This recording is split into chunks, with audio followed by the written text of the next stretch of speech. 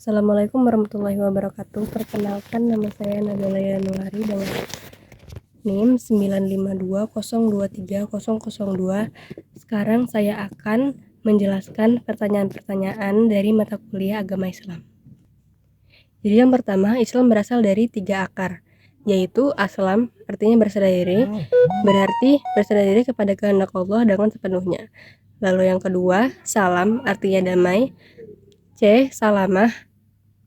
Salam artinya damai, mencerminkan ajaran Islam yang mengutamakan perdamaian. Lalu yang ketiga, salamah, berarti keselamatan, mengacu pada tujuan akhir Islam untuk memberikan keselamatan dunia dan akhirat bagi umatnya. Jika di dalam sebuah perjalanan, salah satu mahasiswi menemukan batu yang agak besar di tengah jalan, lalu mahasiswi tersebut menyingkirkan batu tersebut, apakah itu termasuk dengan definisi Islam? Jelaskan. Ya, tindakan mahasiswa tersebut termasuk dalam definisi Islam. Tindakan menyingkirkan batu di jalan merupakan salah satu bentuk kepedulian terhadap keselamatan orang lain, yang sejalan dengan makna salamah atau keselamatan dalam Islam. Selain itu, Islam mengajarkan untuk berbuat kebaikan dan mencegah bahaya kepada sesama. Dalam sebuah hadis disebutkan bahwa menyingkirkan rintangan dari jalan adalah bagian dari iman dan perwujudan dari ajaran Islam yang mendukung perdamaian dan keselamatan bagi semua. Lalu nomor 2, jelaskan Islam mengandung makna-makna dari 3 akar kata.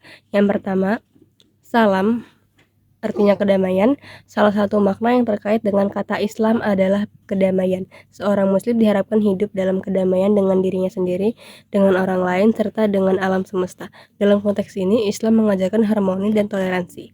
Lalu yang kedua, istislam atau penyerahan diri. Makna lain dari akar kata ini adalah penyerahan diri atau kepatuhan.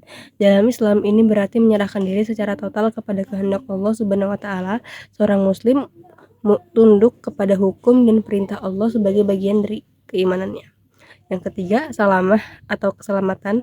Makna ini merujuk pada keselamatan baik di dunia maupun di akhirat. Islam mengajarkan agar manusia mengikuti jalan hidup yang dapat membawa kepada keselamatan dari berbagai macam keburukan dan bahaya, serta keselamatan akhirat dengan meraih surga. Dengan demikian, Islam mencakup makna kedamaian, penyerahan diri kepada Allah, serta keselamatan hidup. Lalu pendekatan substansi agama terhadap 3. Yang pertama, kajian Al-Quran dan sejarah Islam.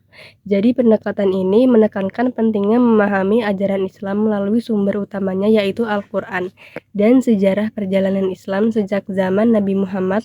Kajian ini mencakup tafsir ayat-ayat Al-Quran serta peristiwa penting dalam sejarah Islam untuk meneladani kehidupan Nabi dan para sahabat. Yang kedua, kajian disiplin ilmu dan isi. Ini melibatkan pendekatan sistematis dengan menggunakan berbagai disiplin ilmu untuk memahami dan mengkaji isi ajaran Islam.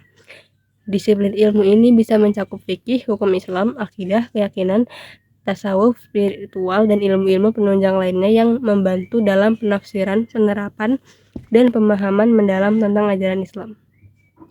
Yang ketiga, kaidah tujuan didatangkannya syariat Islam.